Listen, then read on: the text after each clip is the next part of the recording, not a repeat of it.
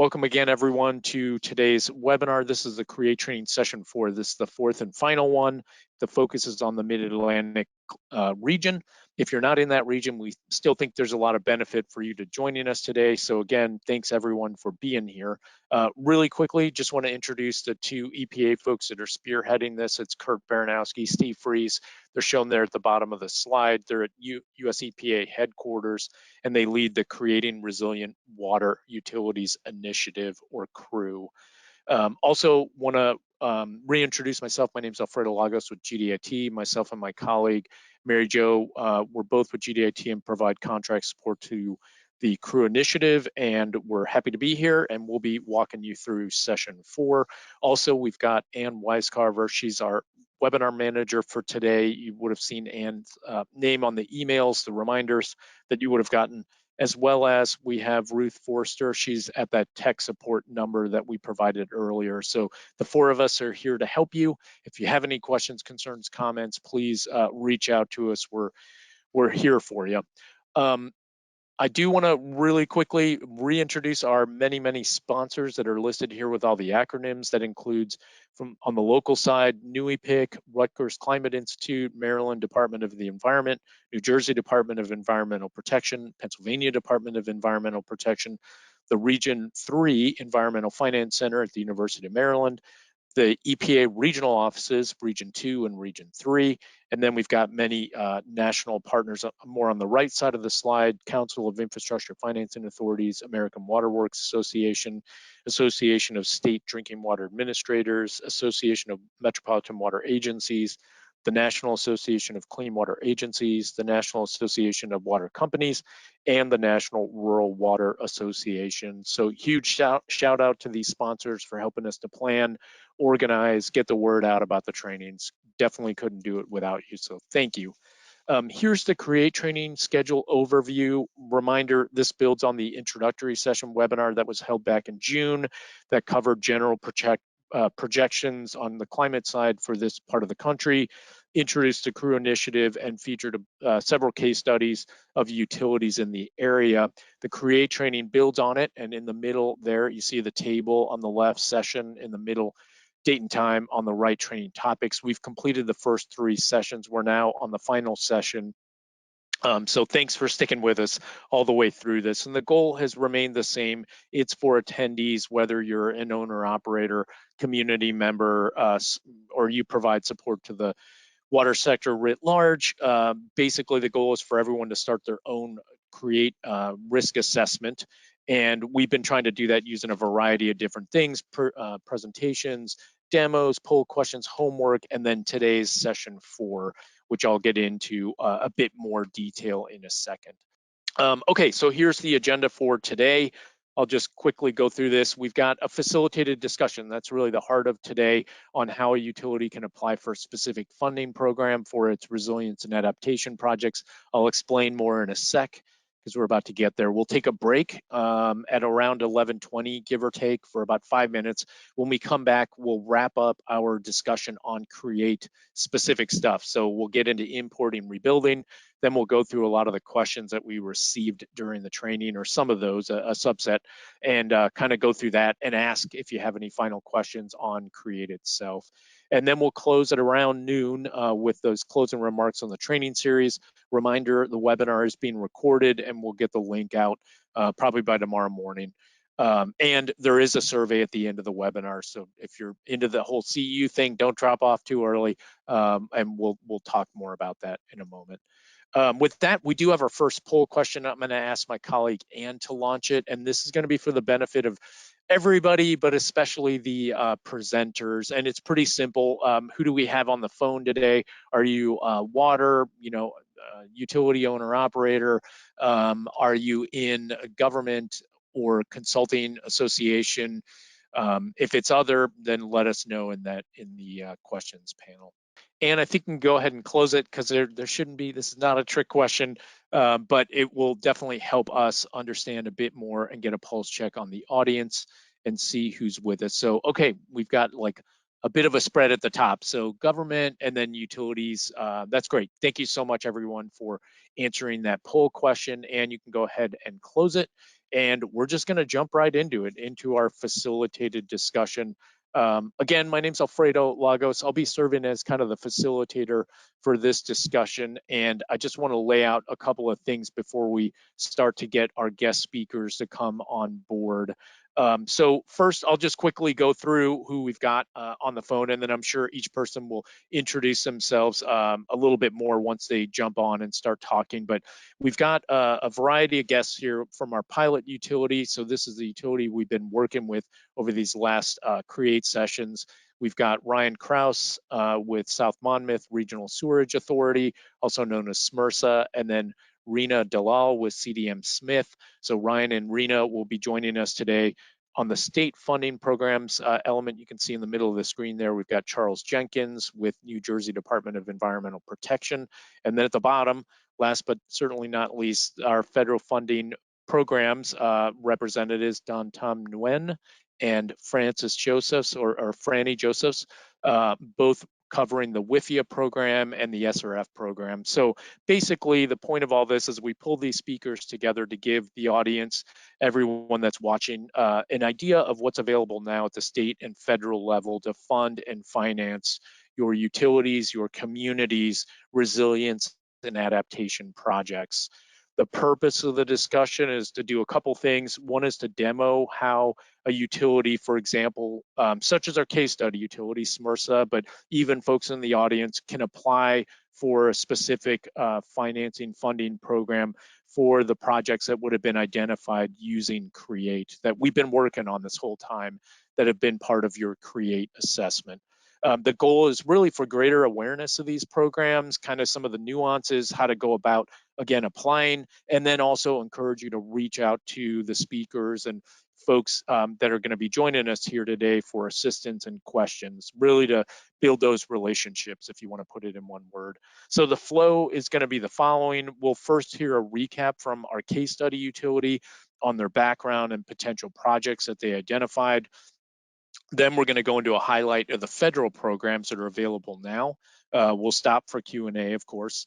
Then we're going to get into a high-level highlight of the state SRF program, and the idea there is to draw that connection between at the home state of our example utility. SMRSA's in New Jersey, as you'll learn about again, and so we wanted to make that connection. And basically, once we lay all that out there, what we're hoping to do is a discussion about how the case study utility would go about applying for the SRF program, maybe other programs, how they might fund different projects or finance different projects. That's what we're going to get into.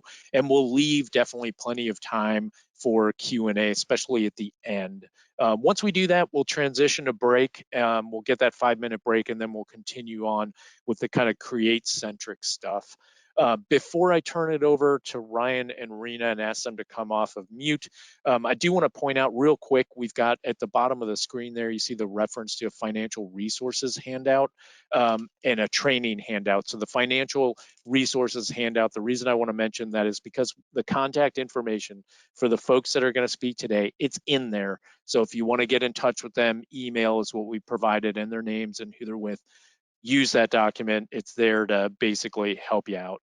And then second, there's a training handout, and this provides references to available training right now. We just have one training listed, but if folks are aware of additional ones, please let us know. We can always get that out when we send out the recordings.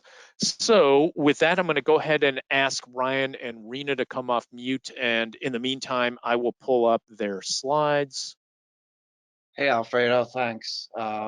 Again, this is Ryan Kraus. I'm the Executive Director of the South Monmouth Regional Sewage Authority. I'm just going to go over a brief background on our authority, and then I'll turn it over to Rena for her introduction and a little bit of background on the latest CREAT analysis we've done. So, yeah, we're the South Monmouth Regional Sewage Authority. As the name implies, we service the southeast portion of Monmouth County located in New Jersey. We were created in 1970 as a result of the Clean Water Act. Our 8-member municipalities got together to form our regional authority. We have 11 remote pumping stations, 6 of which are located near or directly on the Atlantic coastline.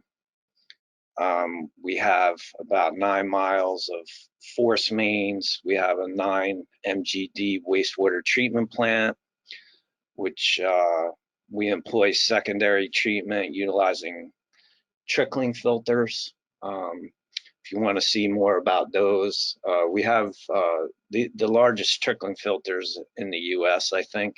There's a pretty good video on our website showing that technology. If you go to www.smrsa.org, pretty interesting video.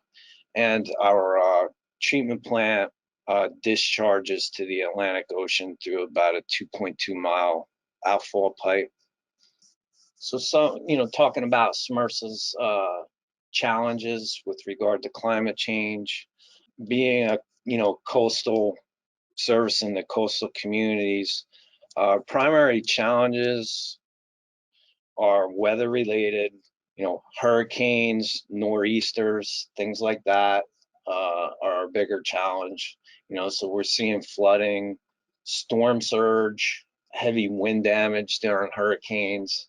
And then, of course, in the future, we're looking at sea level rise and how we've been impacted over the last, several decades. The hurricanes, we've seen millions and millions of dollars in damage to our infrastructure, power outages, sometimes temporary loss of service. And all this costs money, right? There's that potential and increase in rates for our customers. This is an example of one of our pump stations that has been rehabilitated after Superstorm Sandy.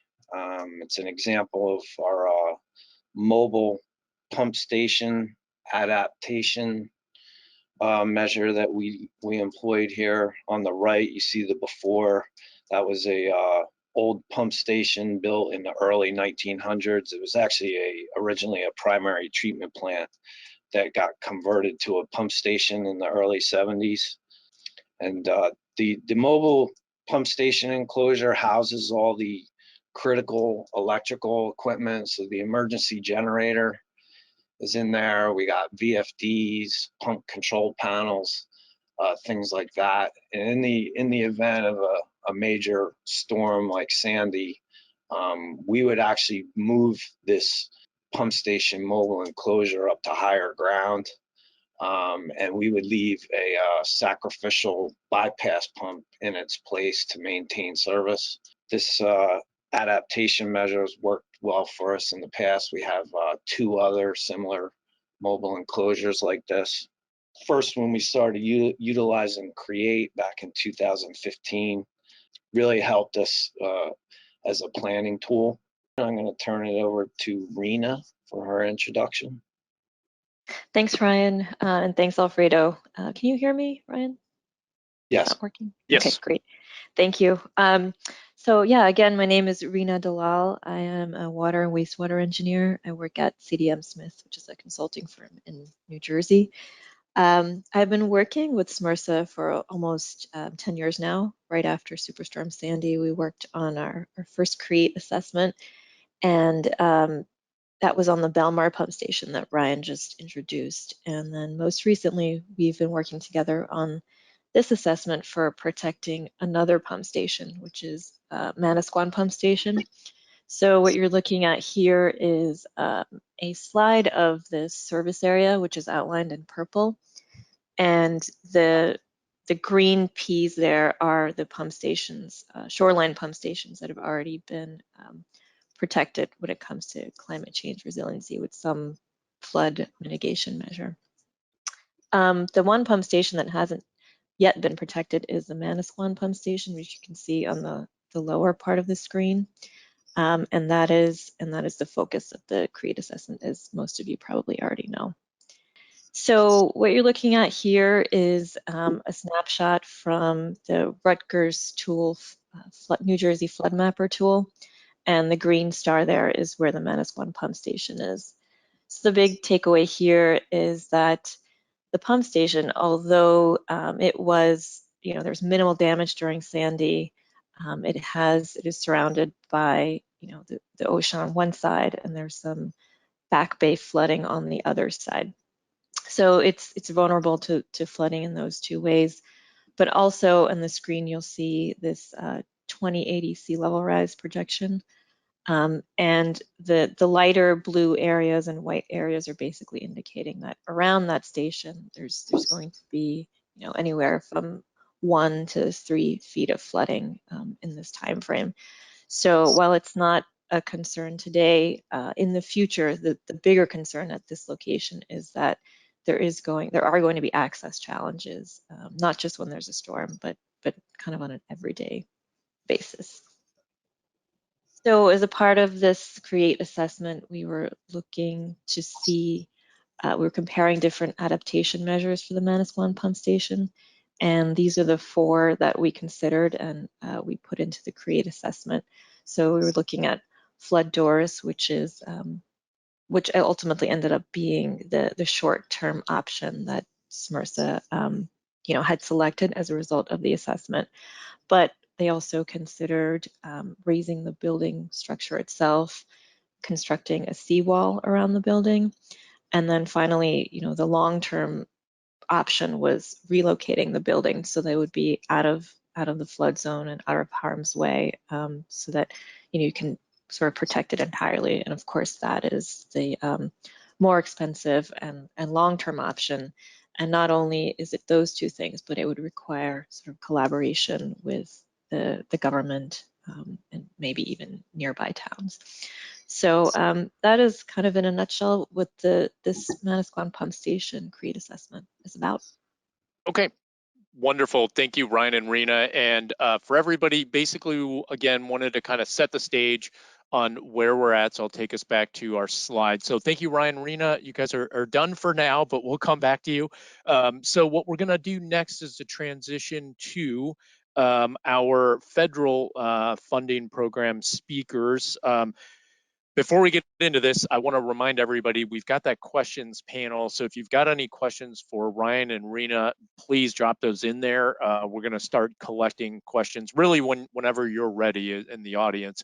And if you have questions for our next speakers and beyond, please take advantage of that panel, and we'll be able to go through those questions at sort of the set times that we've got for Q&A. So just want to remind everybody about that. With that, we're going to go ahead and transition to Don Tom Nguyen on the US EPA WIFIA program. So I'm going to ask Don Tom, when you're ready, if you want to come off mute. All right, great. Thanks, Alfredo. Once again, my name is Don Tom Nguyen. I'm an engineer with the WIFIA program, and I'm happy to be here today to talk a little bit about our funding program.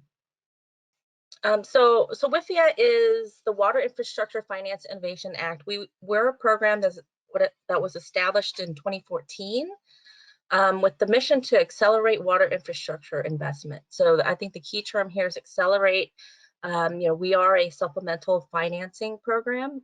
So we do see, utilities and local governments use multiple sources of funding for our program to kind of supplement their overall project.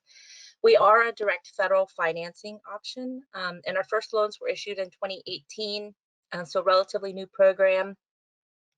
Our supplemental financing program means we can issue loans up to 49% of eligible project costs.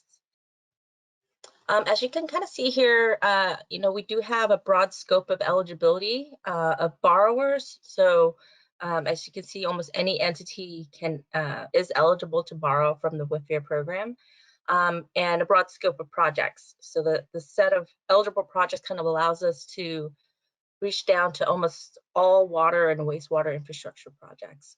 And the last bullet there under eligible projects, as you can see, we can fund a combination of projects. And you'll kind of see that with some of the examples provided a little bit later on. So I won't be able to go into the weeds with all our flexible financing terms that we can offer, but this slide provides some of the highlights. So you can see here, with the interest rate. As a program, we set the interest rate on a loan at loan closing, and it gets locked at loan closing. The interest rate is set based on the Treasury slugs rate plus a basis point, and it's based on the weighted average life of the loan. 49% is the maximum portion of eligible project costs that we can finance. And of course, that is a little bit higher for smaller communities. We can, smaller communities are eligible to take up to 80% financing from the WIFIA program. And this is where looking at eligible project costs is a very important aspect of our program to help optimize the WIFIA loan. 35 years is the maximum final maturity date from substantial completion. So the key word here is from substantial completion. So if you have a project with a 5-year construction window, this essentially means you can extend the life of your loan for about 40 years. We do have a deferral period that we offer. Not all of our borrowers take it, but it is a very wonderful option of flexibility that our program can offer. You can defer payments for up to 5 years after substantial completion. And lastly, as a program, we understand there's other debt that you're kind of taking on. So there is an option for us to offer to be on a subordinate lien. There is on a case-by-case basis, and it's just, it's something that you kind of work through with the underwriter as you're working through other loan aspects. So we are a federal loan program, and we receive funding, subsidy funding, through annual congressional appropriations. So once we receive that, we will issue a NOFA, or Notice of Funding Availability, which starts our 2-phase loan process. So we are in the midst of our fiscal year 2022 LOI period. That's the first phase of our loan process. We call it the LOI process. Sometimes we call it the project selection process or phase. We recently transitioned to a rolling project selection phase. So what that means is those who are eligible can submit letters of interest to be considered for a loan throughout the year, and we'll just issue loans until that fiscal year funding is depleted, and then we'll kind of start the next process once the next annual congressional appropriations are set. So through the LOI, or project selection process, our borrowers are invited to apply for a WIFIA loan. And then that kind of initiates the second step of our process, which is the application process. And that's when eligible borrowers submit detailed information to support the overall loan review process. That's where the loan terms are negotiated and the interest rate is fixed at closing. Here are a couple of examples in the Mid-Atlantic region that we issued loans for, kind of similar to what Smrsa had presented a little bit earlier on. These borrowers are kind of going through issues related to extreme weather events. And so we have issued like a $75 million loan for Howard County to address that in their Ellicott City, where they're experiencing lots of flooding. And that loan is a combination of projects that are set to kind of help mitigate some of the flood that's occurring in that area. It's a combination of diversion structures, berms, culverts that they're kind of installing to kind of help protect the area from future flood events. The second example is the City of Baltimore, $43 million loan. And that's one loan for their stormwater management project. And it includes a combination of stream restoration projects, bioretention facilities, storm drain rehab projects to help reduce some of the load entering their watershed. And the city does have multiple loans with the WIFIA program. This one is just one of 4 that are already executed, and the City of Baltimore actually has some additional loans that we're working through with them. So I was not able to kind of go through a whole lot of details about the program, but we are very open to having conversations with any entities, any utilities or government entities that are interested in the WIFIA program, interested in getting funding from the WIFIA program. If you have any questions, once again, my name is Tom Nguyen. If you want to meet with us to kind of talk a little bit more about the details of funding, feel free to reach out to us at wifia@epa.gov, and we'll try to get a team together to talk with you on a one-on-one basis. Thank you. Awesome. Awesome. Thank you, Don Tom. And just a reminder for everybody, we've got Don Tom's contact info in that financial handout it's in the handouts panel of GoToWebinar. So make sure you grab that before the end of today's session. With that, I'm going to ask Franny Josephs to come off mute, I suppose, and I will bring up Franny's slides right now. Awesome. Hi, everyone. I'm Franny Josephs with EPA's Clean Water State Revolving Fund, and I'm going to give you a high-level overview of the State Revolving Fund program and talk a little bit about how the SRFs can fund projects that support climate resiliency, adaptation, mitigation, and recovery. And also just quickly share a couple of examples with you on climate resiliency projects that we funded in the Mid-Atlantic. Okay, so EPA State Revolving Fund, the SRF, has helped many different types of communities receive the assistance that they need to repair, restore, replace their wastewater and water infrastructure. So we've got two different types of SRF programs. There's the Clean Water State Revolving Fund, where I work, and then the Drinking Water State Revolving Fund program. And each program is a federal-state partnership that can provide grants to all 50 states and Puerto Rico to capitalize SRF loan programs.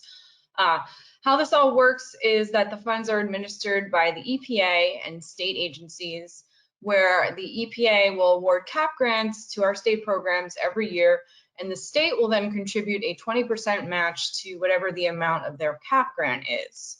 And with that money, the state programs can make low interest loans or offer additional subsidy or both to eligible assistance recipients. Here, as the money is paid back into the SRF, the state makes new loans to other assistant recipients. And then those recycled payments of loan principal and interest earnings allow the funds to revolve over time. Eligibility does vary by SRF, state, and project type. The state programs will determine who is actually eligible to receive SRF assistance, and they are also the ones that are responsible for selecting and funding projects that will target resources to whatever the particular need is. So for CWSRF, where I work, those programs can provide assistance to public, private, or nonprofit entities for many different types of water infrastructure projects.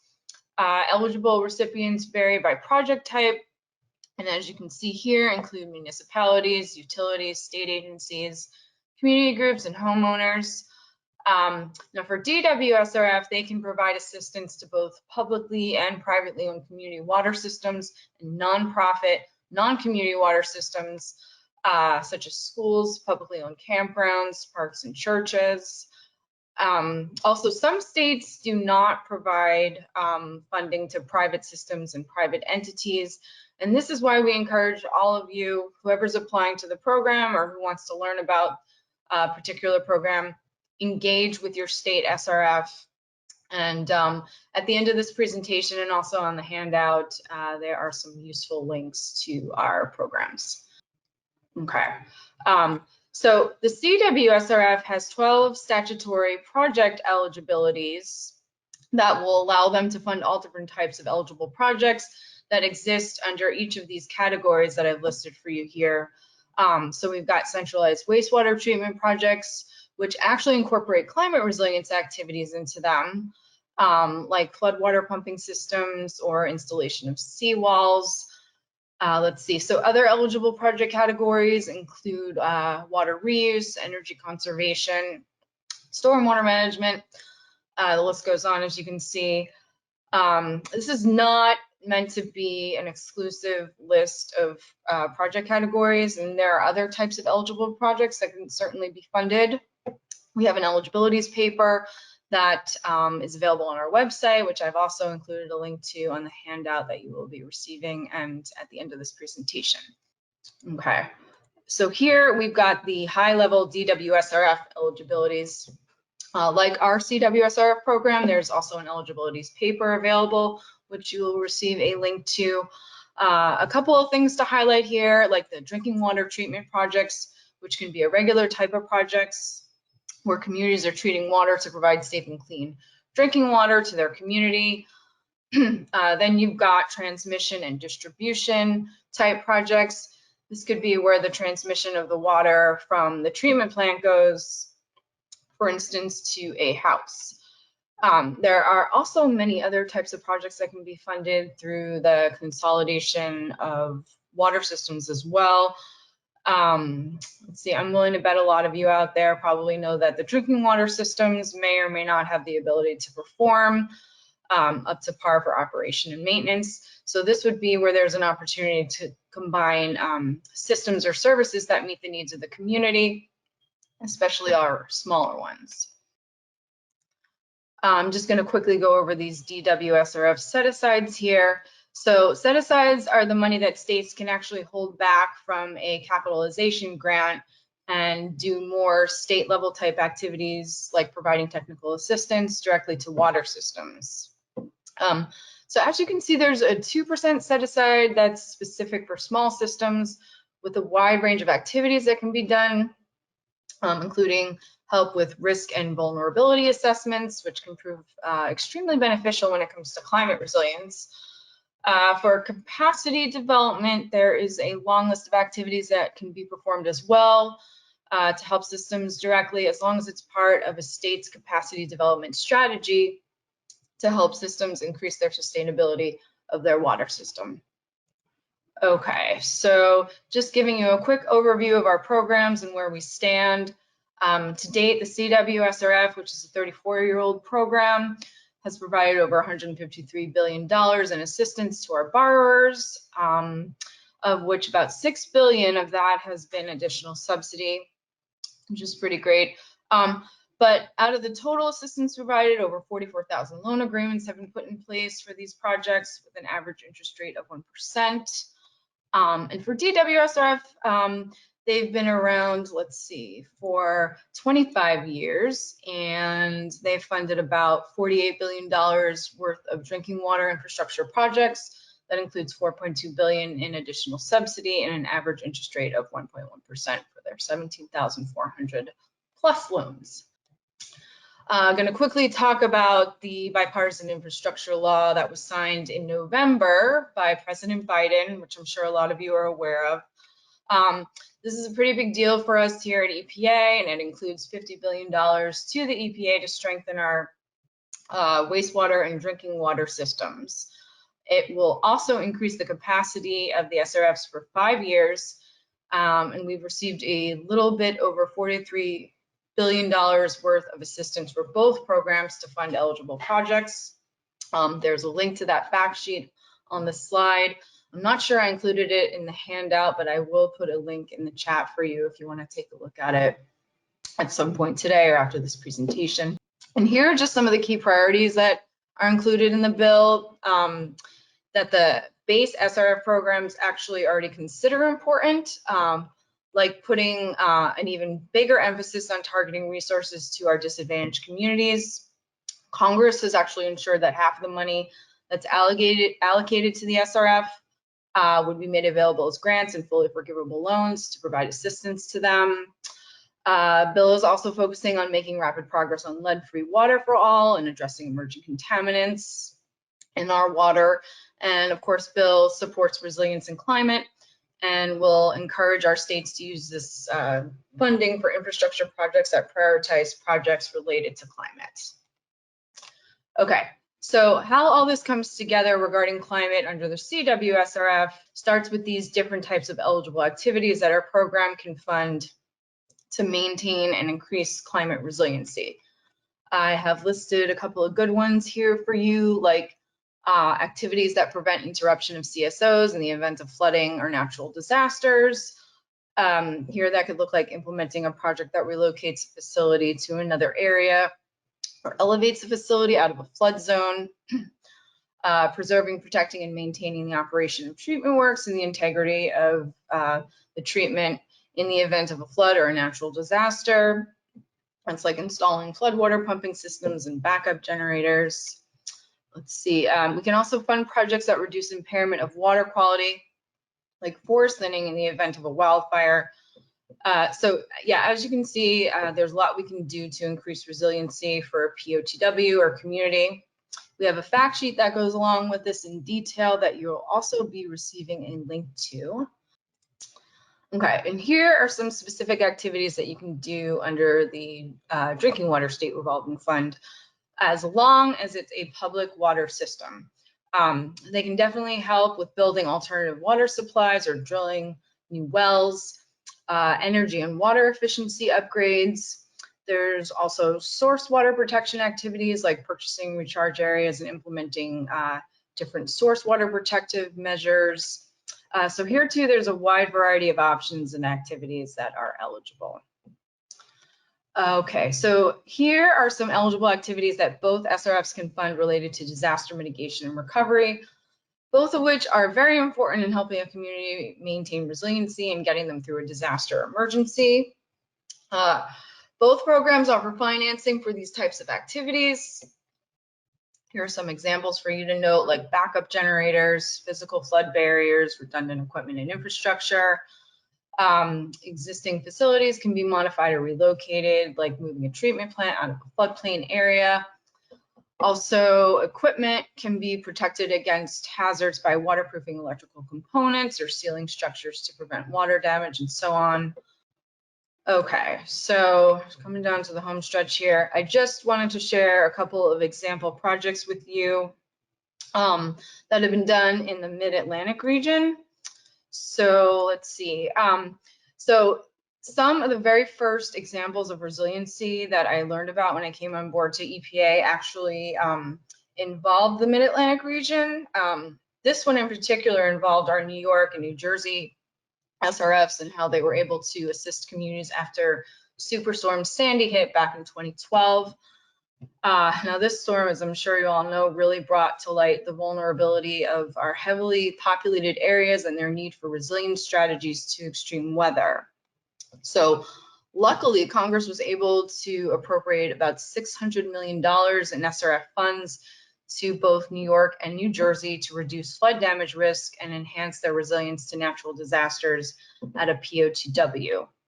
The New York SRF used their funds to create what's called the Storm Mitigation Loan Program for CWSRF projects in particular. They took over $339 million of that appropriation from the 600 to provide financial assistance for borrowers for storm resilience and mitigation projects related to flooding.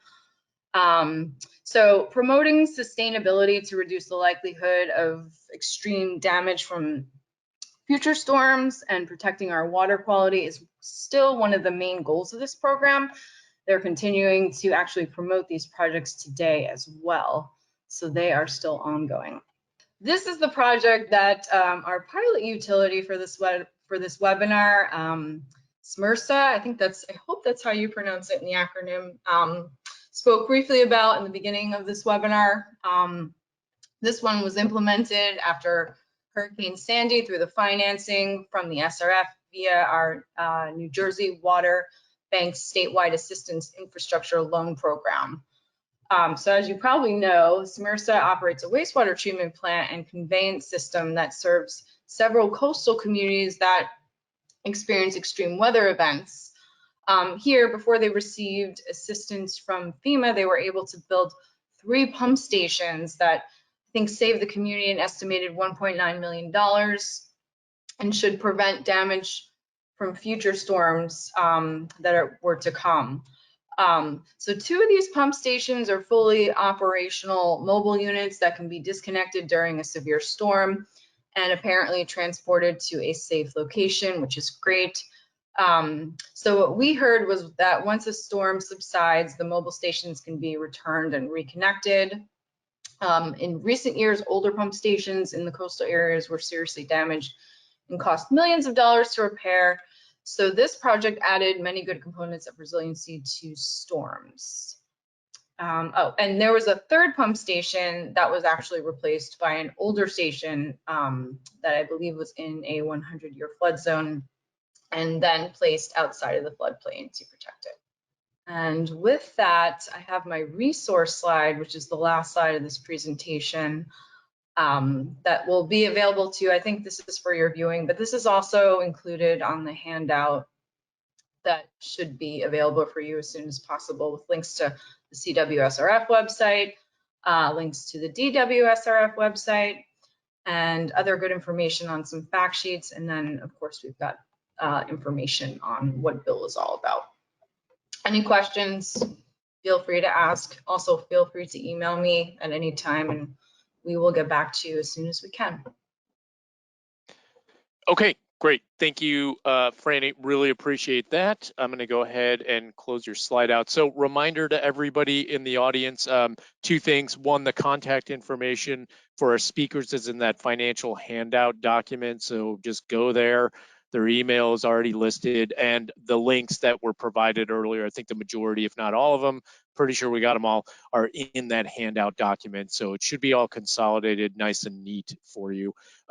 For the folks that have submitted questions, we're moving those to and assigning them to our panelists, our speakers. So speakers, keep an eye out in your GoToWebinar panels for that stuff. But we'll have time to answer those. But I think in the interest of time, I am going to move us forward a little bit.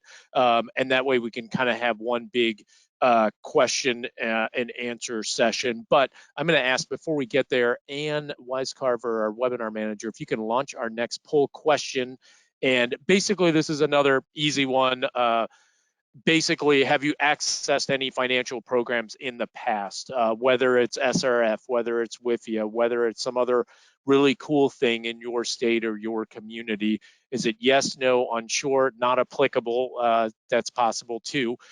If there is something that you have done and you're a yes in the yes category, can you let us know in the questions panel? We'd love to share it with other people. And that way it'll just kind of help generate some discussion. So, all right, Ann, go ahead and close it out. So again, the question was, have you accessed financial programs? We just wanted to get a pulse check. What have folks been doing? So some yeses, 29%, no's 39%, and then unsure, not applicable make up the remainder. So thank you everyone for asking that. And for those that have said yes, we'd love to hear a bit more about it in that questions panel. For the no's, definitely ask your questions. This is the time to do that sort of stuff because we've got some great speakers. So I'm going to go ahead and move us forward, and I'm going to ask Charles Jenkins with New Jersey Department of Environmental Protection to come off mute. Thank you. Yep. Okay. It is up on screen. All right. So thank you, everyone. I'm Charles Jenkins. I'm the chief of the Bureau of Environmental Engineering and Permitting at the New Jersey Department of Environmental Protection. So my bureau is perched at the front end of the loan process. So getting projects from the very initial planning stage up through award of a construction contract and issuance of a short-term loan. So our program is a partnership between the New Jersey Department of Environmental Protection and the New Jersey Infrastructure Bank. So we're capitalized by yearly US EPA grants, state match, and repayments on the DEP side. And we use that to issue 0% interest loans. And then on the infrastructure bank side, there are yearly bond sales. So essentially market rate financing for the infrastructure bank portion. So that's just the team. That's me on a good day there in the upper left. We are a partnership, as I said. And I won't spend a lot of time on clean water and drinking water eligibilities. We do look to US EPA's clean water and drinking water SRF programs as our eligibility guidance. Whatever EPA contemplates, we do as well. And we encourage applicants to contact us if they have any questions or they have a unique project that they're not sure of. And on the resilience side of things, the typical resilience projects, flood walls, flood proofing, elevation of structures, relocation of structures, pumping of flood water. So what we don't finance are generalized community-based flood control projects. And again, these are the drinking water eligibilities. So in terms of allowable project applicants, On the clean water side, it must be a local government unit, so that's your towns, townships, cities, boroughs, counties, county improvement authorities, and municipal authorities. And then on the clean water side, the applicant must be a public water system ID holder. So that does include privates in New Jersey's program. And I'm not going to spend a lot of time here. We do offer principal forgiveness, which we've expanded under the bipartisan infrastructure law. So principal forgiveness is a part of the loan that doesn't need to be paid back. And depending on the type of project, it may qualify for one of these principal forgiveness categories. And the range is half of the project cost up to the full project cost up to a per applicant cap each year. And these are our funding packages. So our base program is half through DEP at 0%, half at market rate through the infrastructure bank. And then if it's a combined sewer overflow project, we offer an additional subsidy by raising the DEP share to 75%.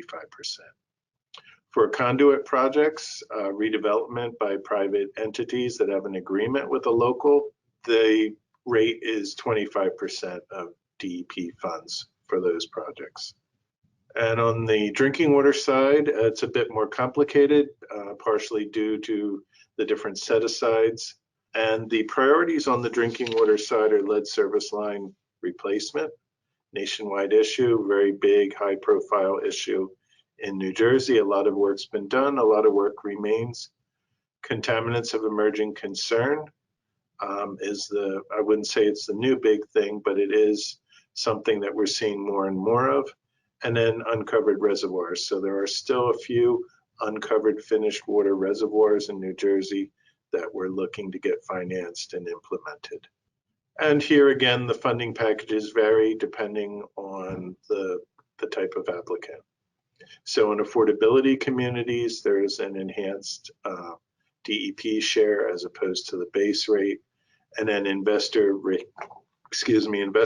owned has less of a DEP share. And there are yearly caps. We ran into a bind about 4 or 5 years ago where we ran out of drinking water SRF funds. So we have had to implement borrower caps per year to make sure that we can get to as many systems as possible. So the SRF process in New Jersey, the very first step is have a project. And step 2 is submission of the project through H2 Loans. H2 Loans is New Jersey's online web-based project management, project application portal. So when a project is submitted, if it's eligible, it will be ranked and assigned a project number. Project applicants will then be able to move on to subsequent steps of the application process. Step 3 is the letter of intent, which includes environmental planning. New Jersey issues what we call an environmental decision document. New Jersey is a delegated entity. We have an agreement with US EPA, so we perform the environmental reviews for the SRF process. Step 4 is loan application and design documents. We have what we call socially and economically disadvantaged participation requirement, which is a 10% goal project-wide. And also there is submission of financials under step 6. And then step 7 is after an entity is authorized to go out to bid, they submit their bid results and their recommendation to us, and then we move on to short-term loan closing. So New Jersey actually offers 2 loans, a short-term loan, which has a fraction of a % of interest rate that's for up to 3 state fiscal years to carry a project sponsor through their construction period. And then at the end of construction, when all costs are finalized, that short-term loan is superseded by a long-term loan with the specified rate, depending on the type of project, type of applicant, for up to 30 years. So the very beginning is important. The very first step is to contact the infrastructure bank to establish a user account. So most communities in New Jersey have come through the program at one point or another. The program's been around since 1987. We've issued over 7.6 billion in loans, over 2.8 billion in program savings. So when an authorized rep gets their account established, they'll get a PIN. They'll be able to log in and start a project, and they'll also be able to delegate authority to their project team on the applicant side to also enter information. And then we highly, highly recommend requesting a kickoff meeting for projects so that timelines are understood, permitting scenarios are understood, and everyone has a common understanding of what the program requirements are. Okay, great. Thank you, Charles, and thank you for all the speakers. So we've kind of set the stage, and we wanted to move in our remaining time to kind of just more of a discussion between everybody. Reminder for everybody in the audience, if you've got questions and so on, please submit those. This is a good time because now we'll start to be able to answer some of those things.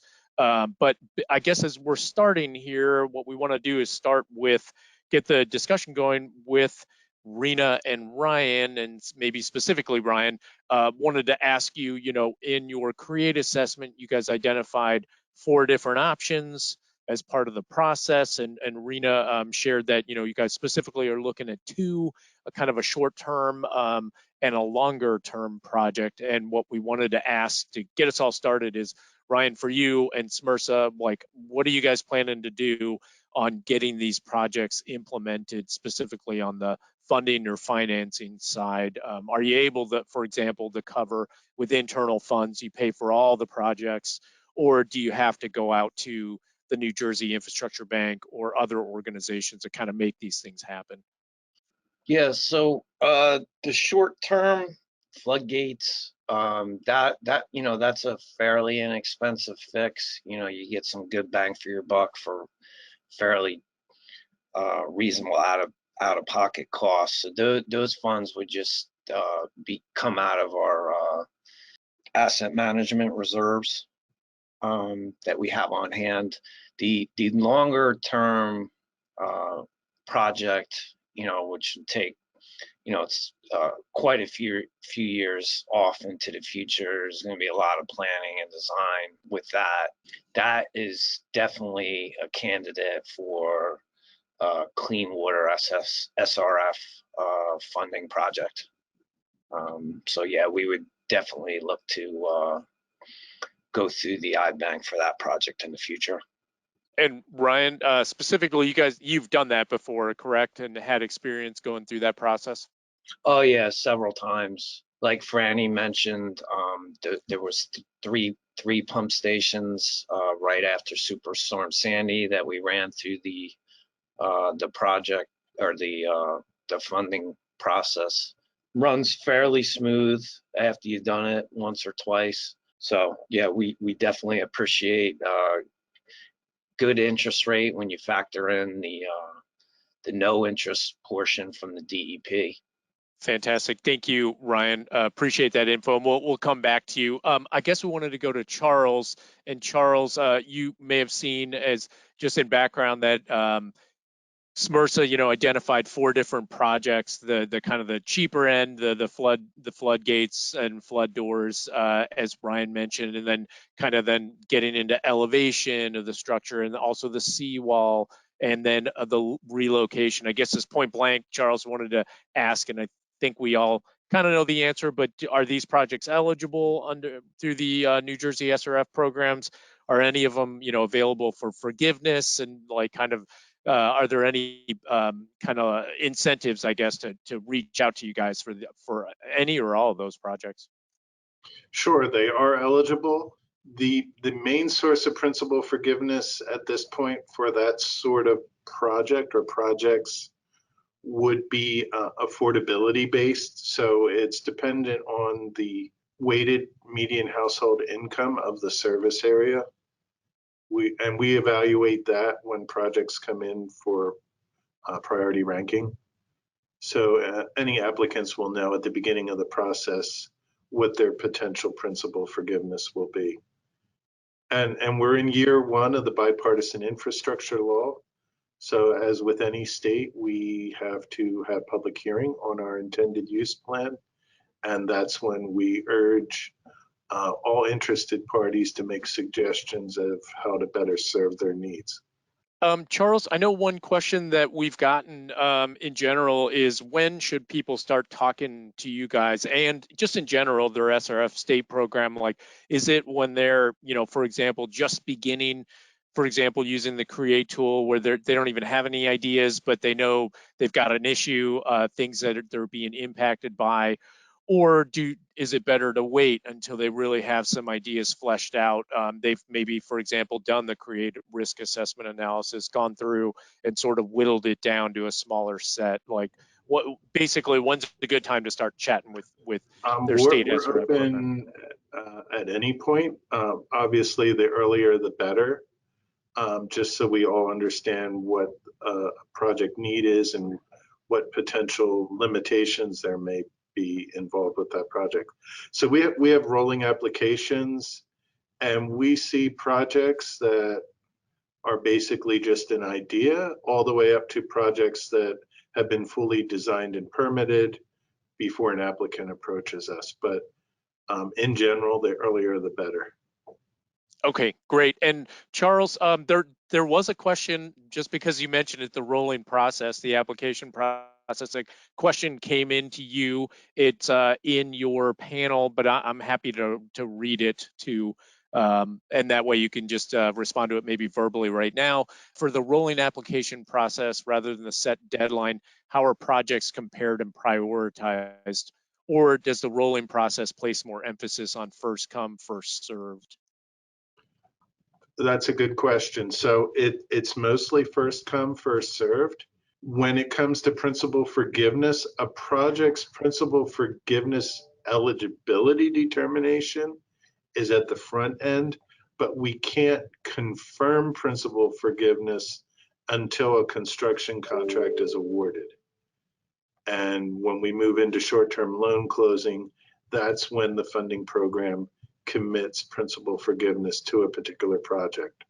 So depending on a year's demand for available principal forgiveness funds, priority ranking may come into play. But what we've seen in the past is it's mostly dependent on readiness. And of course that could change in any given year, but that has been our experience to date. Okay, wonderful. Thank you, Charles. Really appreciate that. There was several questions that came in for a variety of speakers, so maybe I can put some different speakers on the spot and see speakers if you guys have additional insights for SMRSA. One was for Franny while you were talking. The question was, can utilities that go through the CREAT risk assessment process be given higher priority by EPA for funding of identified adaptation projects? And I think this one's for Franny. I'm not sure, but if Franny, if you don't think so, let us know and we can go to another person. We should get higher So priority. I don't think I can really speak to the CREAT part of that. I think, but there you go. It definitely should, I would say. As far as like specific to our program, though, it's my understanding that we have different types of project priority systems that may or may not include CREAT. I think I would probably request that somebody from that team answer that question.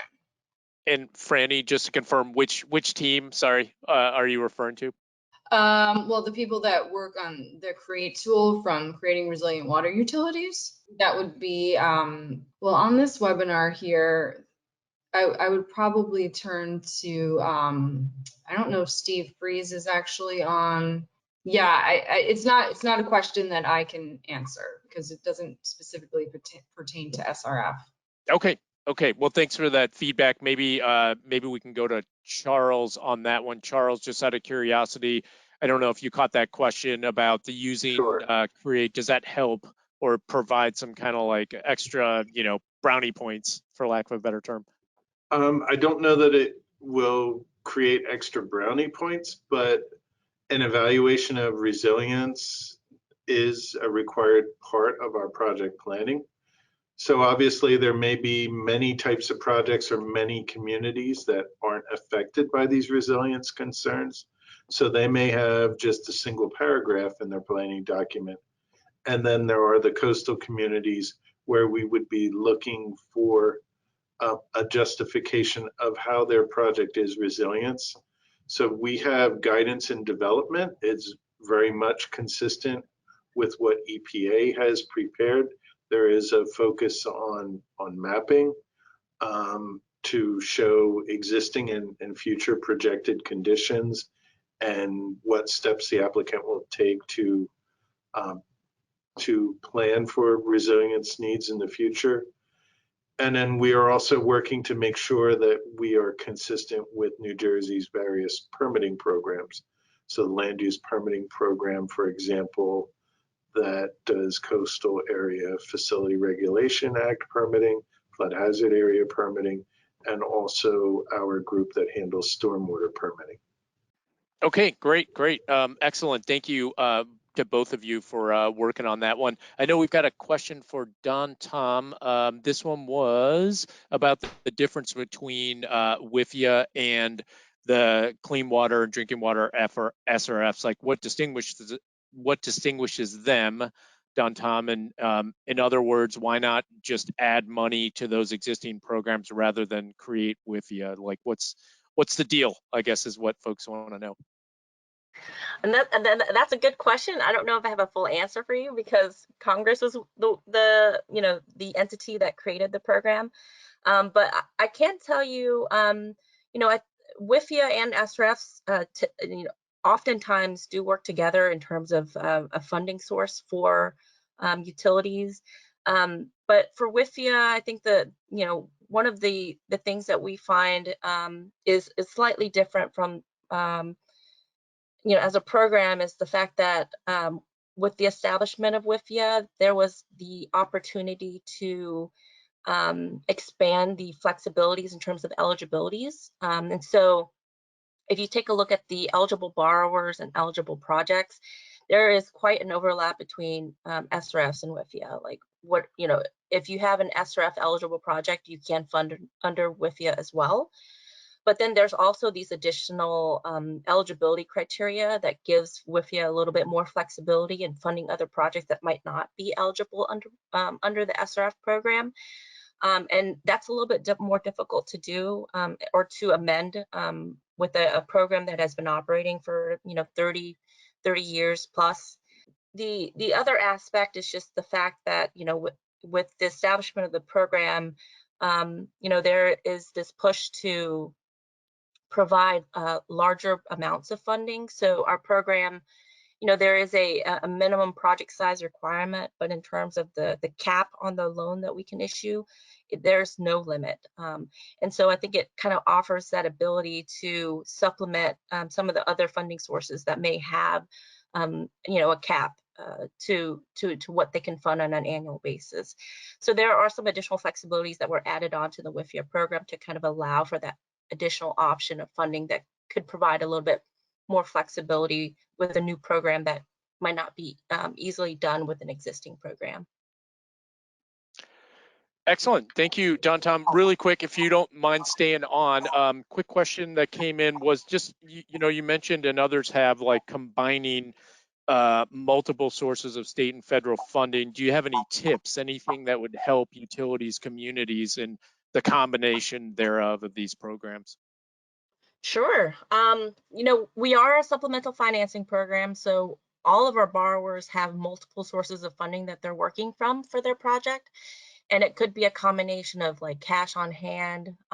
So, Smrsa had mentioned, that they funded bits of their project with cash on hand or from their asset management fund. So, we have those types of funds. Borrowers might use municipal bonds. They might have other grants and loans.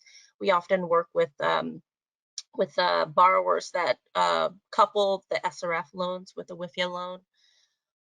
So one tip I would give is to just be familiar with the requirements around all of those funding sources so that you can kind of effectively plan out the financing for your project. So a great thing about the WIFIA program is the flexibility in structuring repayments for the loan that you get, and that can help you balance out your overall project debt and provide a more sustainable long-term plan for increasing payer rates. So I would say, kind of think of it that way in terms of looking at the various sources of funding. How can you kind of optimize the benefits of each of those funding sources to kind of get you get you the capital that you need to implement your projects. Okay, great. Thank you for that feedback. Ryan, question for you. Wanted to ask, well, maybe for Ryan and Rena, but from your guys' experience of working with these programs, like any tips on your end, any like concerns, like, I don't know, things that you want to share with the other utility owner operators that are on the phone that are maybe thinking about doing this sort of thing for their projects. Anything you'd like to share with them? For example, I don't know, drawbacks, things that are difficult. So as far as any drawbacks, probably the only things I can think of is, there's some, typically there's some additional paperwork that's involved, just putting checks in boxes type things.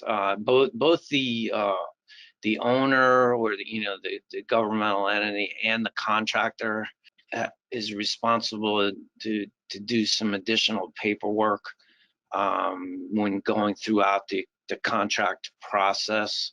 So, a little bit of extra time and effort goes in there.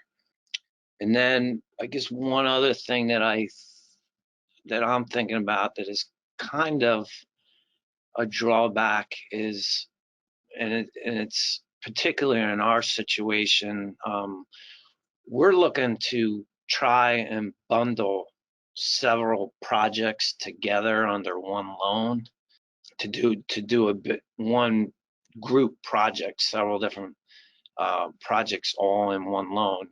And what I keep running up against is if you don't have all those different projects, designed already, you're limited going through the SRF. I think it's like you have to have the project complete within 3 years, and they might give you another 2-year extension. If I have multiple projects that are not quite at the design phase yet, they're going to span out over, let's say, 10 years to do the design and construction of all the projects.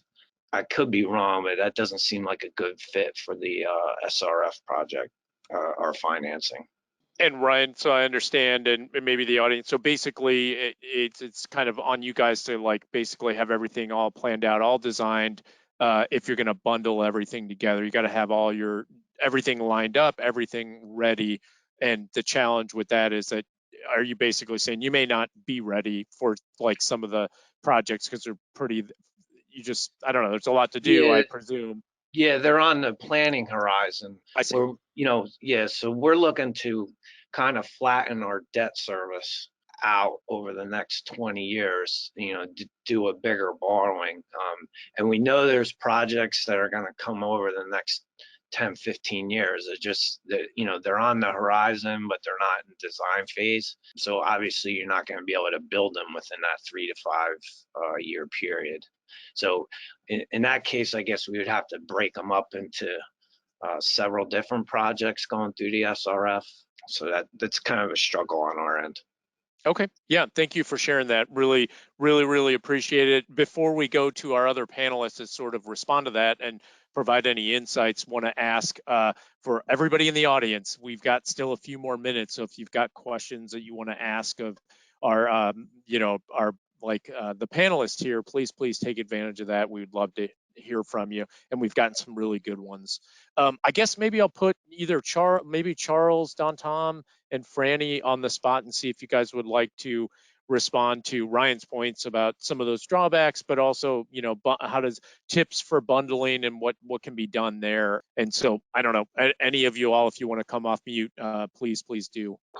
Sure, I can speak to New Jersey's program. So Ryan is right. We do have a 3-state fiscal year limit on the short-term loan. So there's an expectation that projects will be completed within that time frame.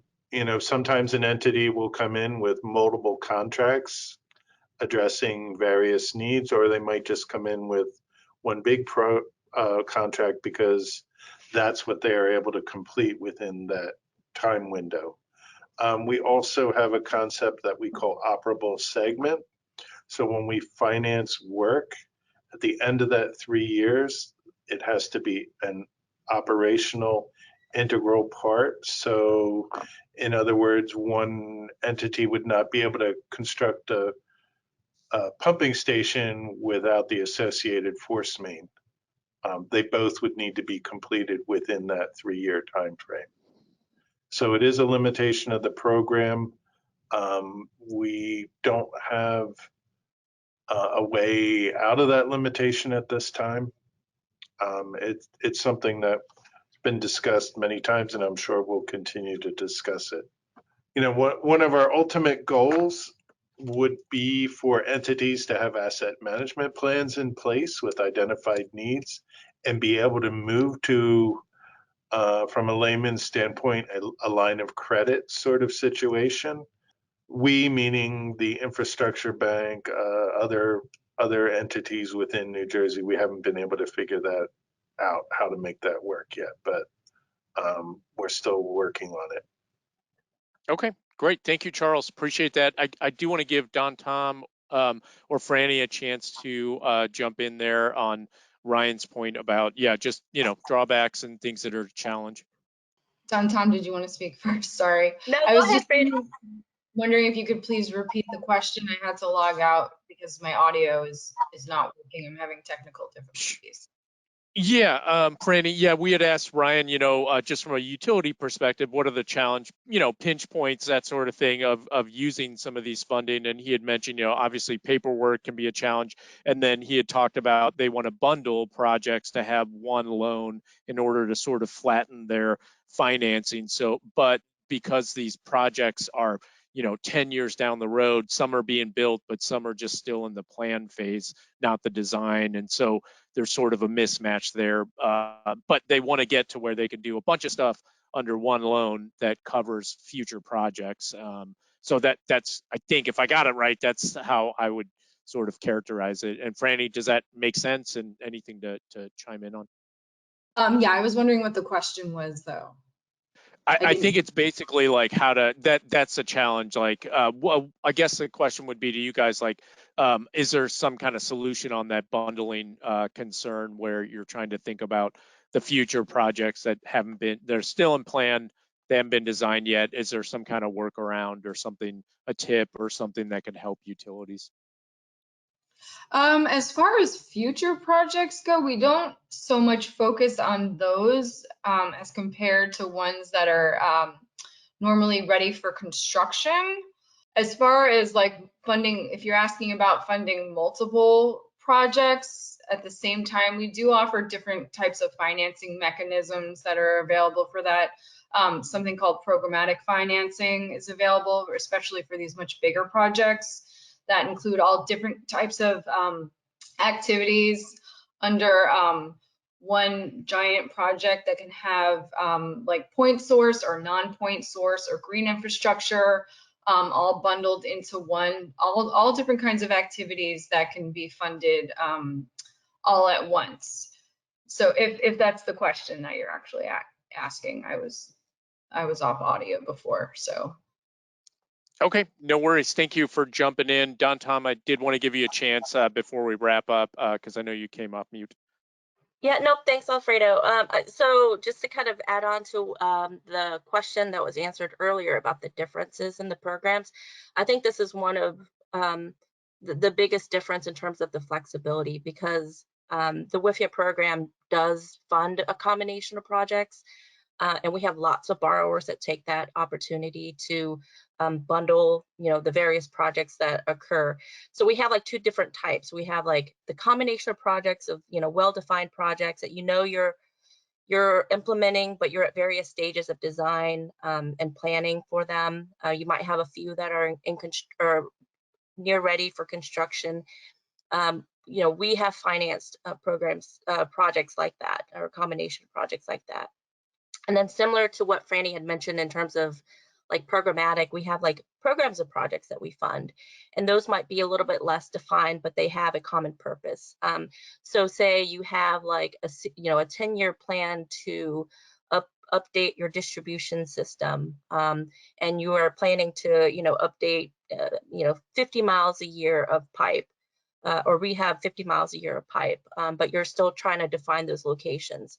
Those are also eligible projects that we can fund, and those are things that we kind of work through as part of the project review process. But it's definitely something that the WIFIA program has that flexibility to do, and it has that flexibility to fund at earlier stages in design. Okay, awesome. Thank you, Don Tom and Franny, and Charles and Ryan. Really good discussion there. Ryan, maybe last question to you. This one's an easy one. I think a question came in: how quickly can your mobile pump stations be disconnected and moved to another location? So not financing related, but more on your project. We'd love to hear from you on that. I'm gonna say probably 4 to 6 hours they can be moved. Typically have much more notice in advance of that. Yeah, to get guys mobilized, get it ready, actually move it, and have a temporary setup in place. Yeah, easily 4 to 6 hours. Okay, awesome. We'll end on that note. Thank you, everyone, for our presenters. I know one last thing we want to do real quick before we go to break. It's 2 items. One was we want to launch our last poll question. So I'm going to ask my colleague Ann to launch that when you get a chance. And this one, we just want to take a quick pulse check again on the audience. What things would you like to learn about more in the future? Is it eligibilities like Don Tom and Charles and others have been talking about, annual priorities more at the state level and knowing about those? Is it project timelines? Are you more interested in the bipartisan infrastructure law funding, or kind of small system specific type stuff? And so we wanted to get a pulse check, because I think this would not only help now, but in the future too, when we're considering ways to like sort of improve the discussion. If you think of what are your peers concerned about, we'd love to know about it. All right, go ahead and close it out. And this one was, what other programs would you like to learn more about in the future? Oh, nice spread. Okay, that's awesome. A lot of annual priorities, all the different areas. So fantastic. Thank you, everyone, for answering that poll question. We've got one more slide, and then I promise we'll move forward on to break. I'm going to actually ask Wesley Wiggins with EPA. Wesley, if you want to come off and introduce yourself and get into this grant program stuff. Yeah, thanks, Alfredo. Can you all hear me well? Yes, loud and clear. I was also having some technical difficulties earlier. So, I'm Wesley Wiggins. I work with the EPA's CREAT team. I'm an ORISE fellow. I just wanted to bring up today, because I see from our recent poll, a lot of people are interested in small systems funding opportunities. So I wanted to present this one here. And so this is a drinking water infrastructure resilience and sustainability grant. So for some background, Safe Drinking Water Act was amended through the 2018 AWIA, or America's Water Infrastructure Act, and it authorized EPA to establish this grant program, which is for specifically small, underserved, and disadvantaged public water systems. So eligible activities, as you can see on the screen, include things like planning, design, construction, implementation, operation, maintenance of a program or a project that increases drinking water resilience to natural hazards. And these can include things like earthquake, tornado, flood, hurricane, wildfire, drought, freezing, hydrologic change, anything that threatens the functioning of a community water system. And so the grant announcement date should be coming up. I see we have the website on the screen here, which maybe we can throw in the chat as well. And I might not have do we have this in the PDFs, Alfredo, or do we just have the website? I think it's just the website, and we did just drop it into the chat for everybody. Great, thank you. But you see the contact information on my screen, resiliencygrant@epa.gov. You can contact them for any additional questions about this grant and for more information about when it's going to be announced officially. That's all we wanted to cover on this. So I'll pass it back to you, Alfredo. Thank you. We're going to move into now kind of some CREAT centric stuff. Right off the bat, my colleague Mary Jo in the chat is going to put in the link to what's called the Resilient Strategies Guide. And we have been featuring this during the break slides. If you were kind of bored and you're looking at our break slide, there's a reference to this tool. We wanted to bring it up real quick for a couple of reasons. One is it's just super helpful. It's a little bit simpler to use than CREAT, I would say, in the sense that it's still web-based. It's a free application. It's free to use for anybody, owners, operators, community members. And the idea is to explore resilience building strategies. And it incorporates some really cool, a couple of different things, filtering options. It allows the system to kind of see, for example, like somebody that's got the same priorities or capabilities, what are really good funding programs like we just talked about. For example, these are all from the EPA's Water Finance Clearinghouse, and they're filtered to be relevant to your state and what you're interested in looking at. There's also a final report that sort of captures all the choices you've made. But the big thing that we wanted to explain just quickly is that the outputs from this simpler tool, let's say you're a small utility or you're a technical assistance provider or working in one of the government agencies that has a really important role in helping communities and utilities to become more resilient, they could start with the Resilient Strategies Guide, and the output from that system can be imported to CREAT. And we're going to show you how to do that, but we wanted to point that out, and that's kind of the connection here. And so here, this next slide, these are just some of the couple of main elements real quick. Near the top on the left, it's a sequential process similar to CREAT, actually, where you input the utility information, select what your priorities are, what are assets that you're concerned about, and then starting based on the filtering, it provides some strategies that you might want to look at potentially and get into funding sources. And it's those strategies that you could then put into CREAT to use and identify, okay, how well do these strategies perform at reducing my risk relative to how much they cost?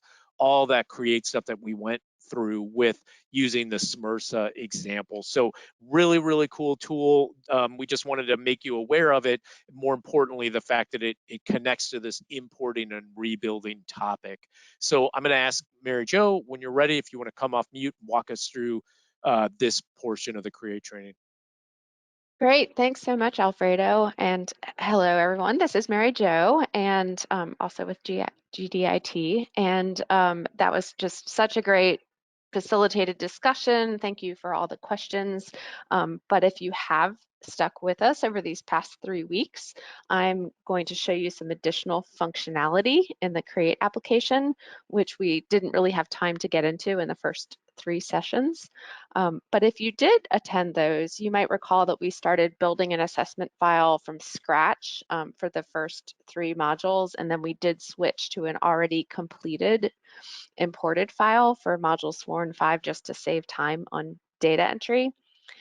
So I will show you this additional functionality. And not only can you import a CREAT file if you want to work on one and then send it to your colleagues, your staff members, etc., but you can also import files from the 2 other EPA Office of Water applications. VSAT, many of you may have used that, the Vulnerability Self-Assessment Tool, or the RSG, which Alfredo just mentioned, the Resilient Strategies Guide.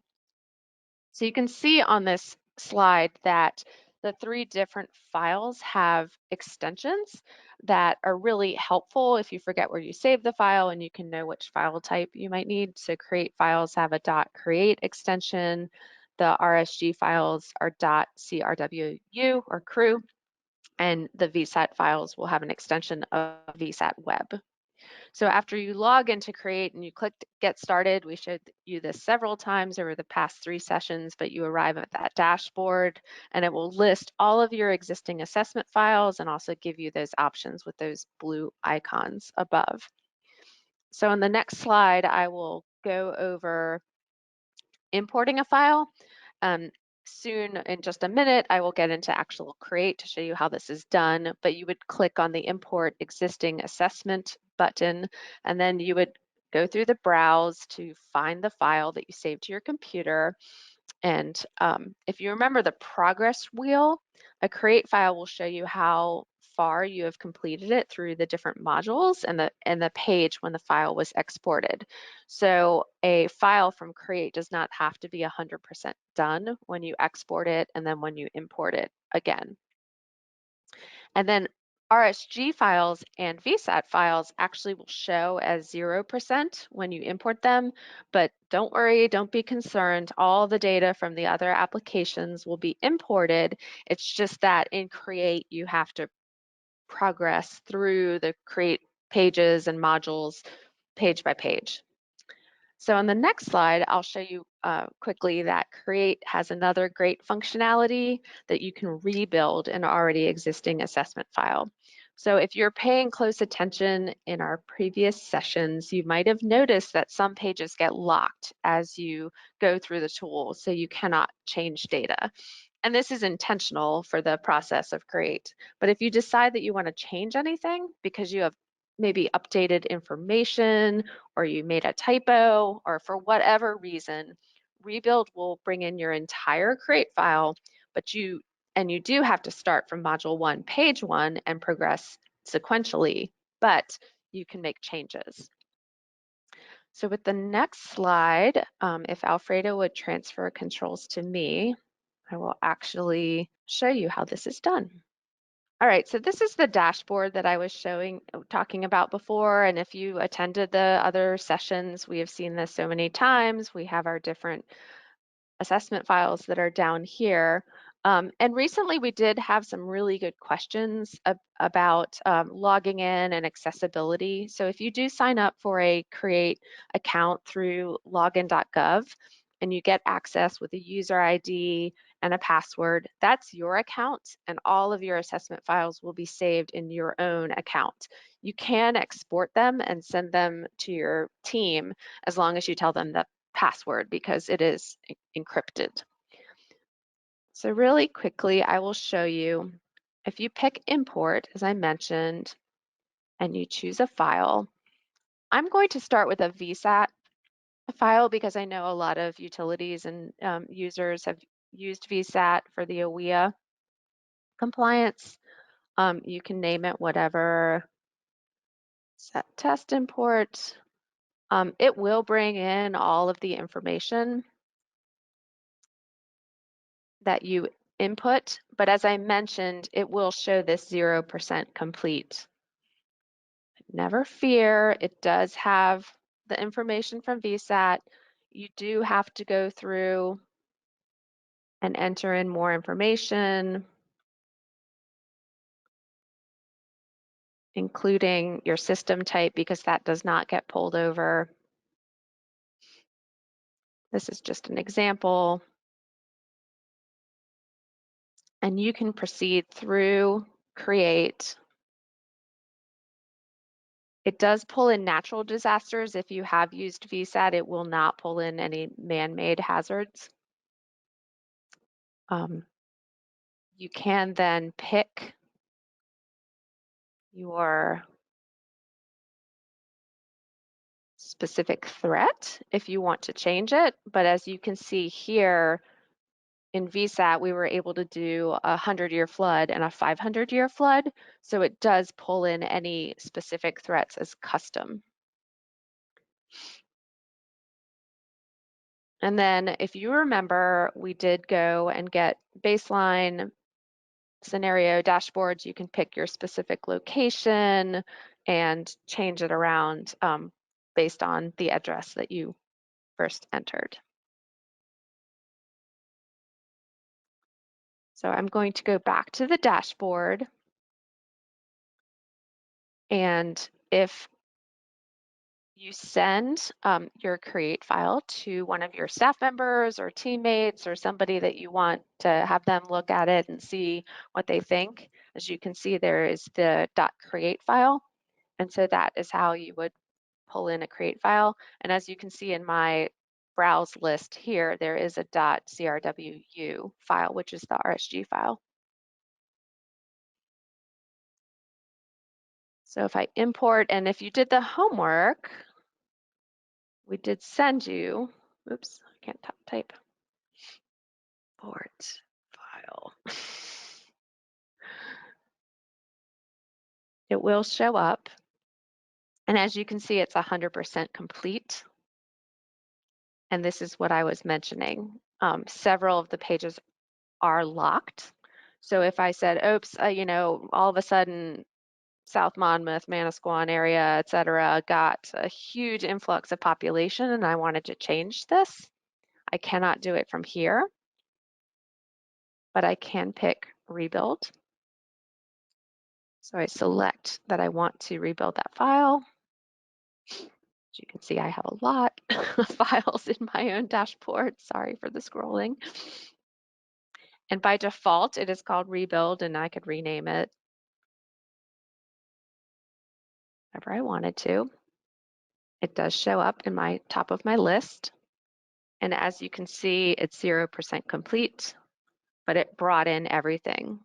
So if all of a sudden I said, you know, we got more people and we actually have 6.5 MGD now,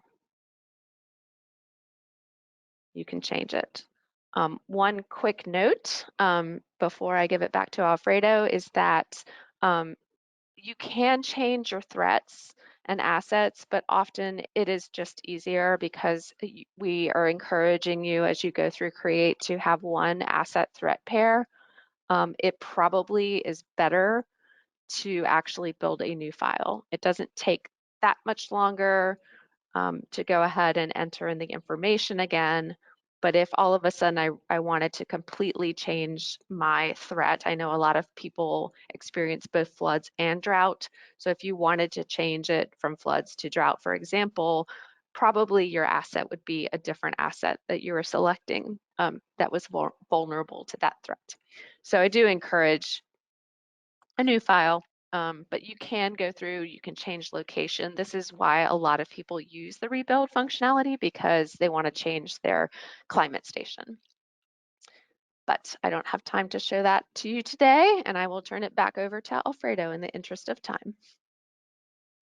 Okay, great. Thank you, Mary Jo. So we've wrapped up the functionality in CREAT. We know we went through it pretty quick, so please submit any questions you have now, or you can always reach out to us afterwards. Basically, moving forward, we're here to help you get through assessments and answer your questions. So please take advantage of that as we're moving forward. So the last thing we wanted to do quickly is just kind of go through some of the questions that we got, and we wanted to share those again with the group just in case folks were kind of wondering where we stood on all this stuff. And so the plan here is to go through it kind of quickly, but again, if you have additional questions, submit those in the questions panel.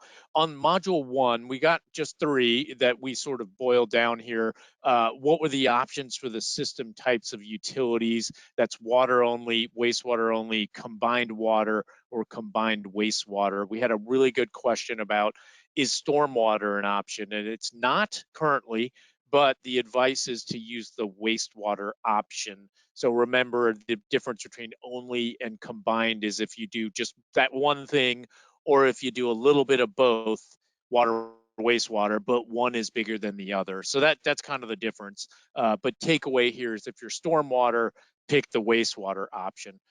We had a question about when entering MGD, is it best to use max or average? And we've seen utilities and owners, operators, community folks do both, but generally more often than not, they tend to do the average. That figure, the MGD, is going to go into the economic consequence numbers that you see in module 3. So there could be a big difference between your max and your average. And one of the cool things, as Mary Jo just showed with rebuild, is you can go back in there and see what the differences are and update your file and decide for yourself in the end which one kind of makes sense.